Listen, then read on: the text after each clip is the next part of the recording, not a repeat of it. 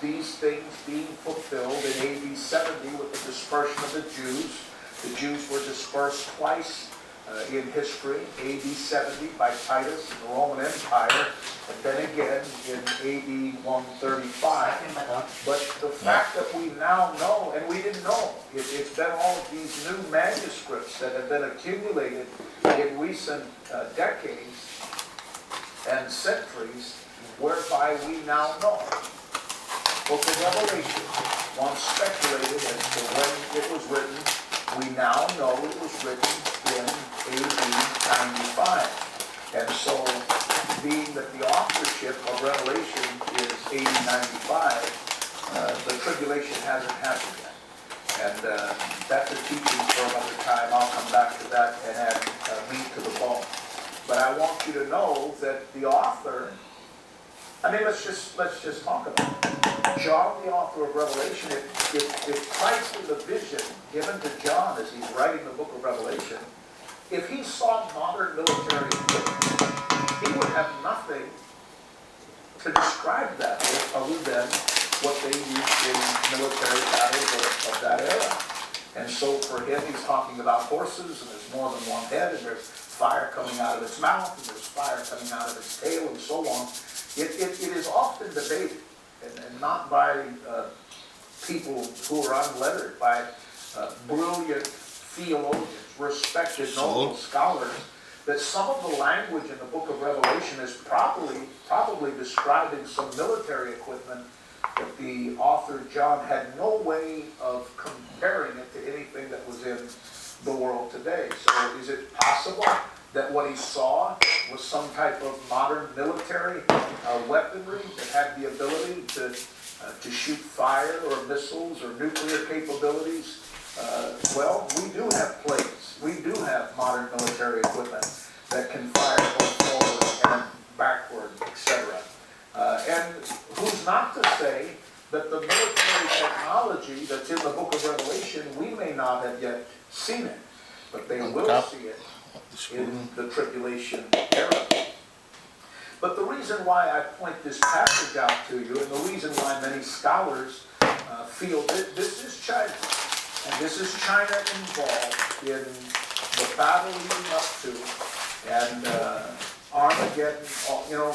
I need to do a study. I've had many questions on this, and I've already answered those that have asked. But for those of you who are listening now, be sure to subscribe, because coming soon I am going to do a study on the possible 9 wars of end-time Bible prophecy. Many people, they think about Armageddon and they think there's one great war in Bible prophecy, but there may be 7 to 9 wars.